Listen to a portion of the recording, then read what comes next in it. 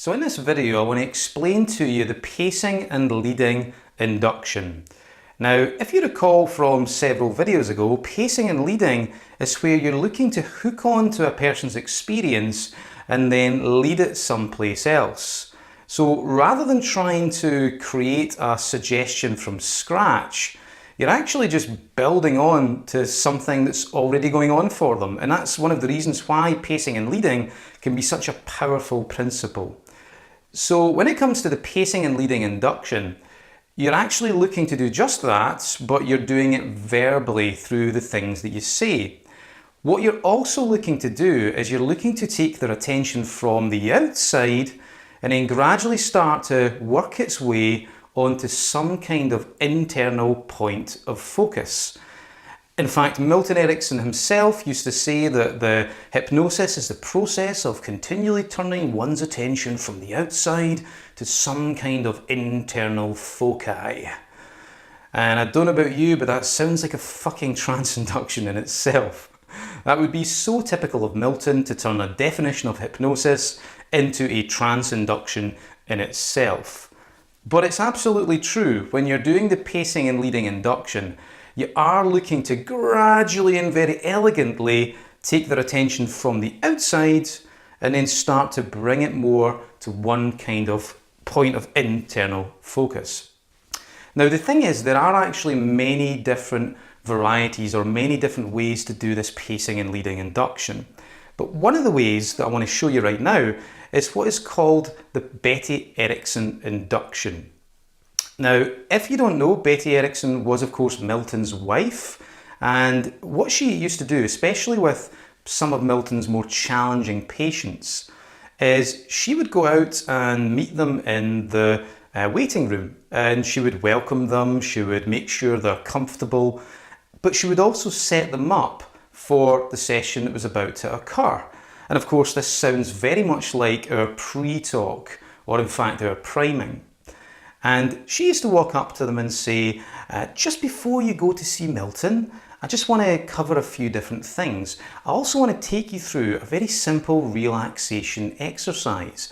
It's not hypnosis. You're going to be experiencing the hypnosis later on with Milton, but it is a really nice way just to kind of get used to using your imagination. Does this sound familiar in any way whatsoever? It should, if you, were watching closely to the, paying close attention to the priming section. But of course, in of itself, what Betty Erickson then used to lead the person through was actually a very powerful hypnotic induction in of itself.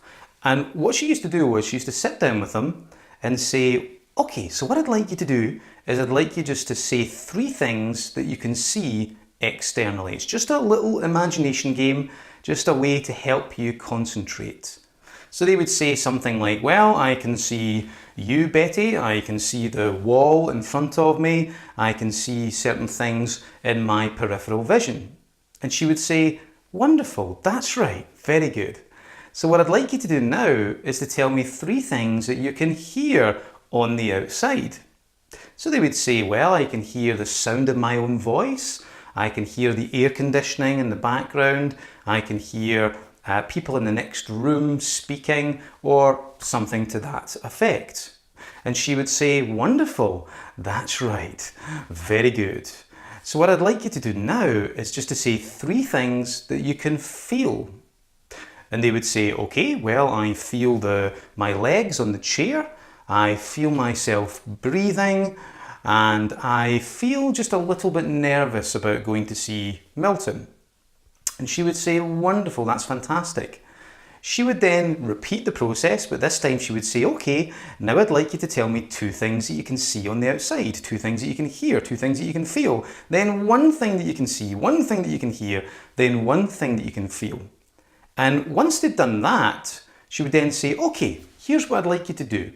I'd like you just to close your eyes for a moment. And I'd like you just to go back to a past pleasant memory, go to your happy place. And I want you just to do the exact same things we did a moment ago, but do it for the things that you're seeing on the inside. So I want you to tell me 3 things that you can see on the inside. And they would say, well, you know, I see a holiday that I was on last year, or I see the sun on the beach, or whatever it was that was going on in their internal experience. And she would then basically repeat the entire process, but do it for this internal experience that they were going through. Now, by the time she had taken them through this, they were in trance, man. Honestly, it was like, I know she said it was a relaxation exercise or just a way of using the imagination, but some of them were in a deep state of trance. So all Milton had to do was to then transfer them to his therapy room, deepen the process, and then start to do the change work.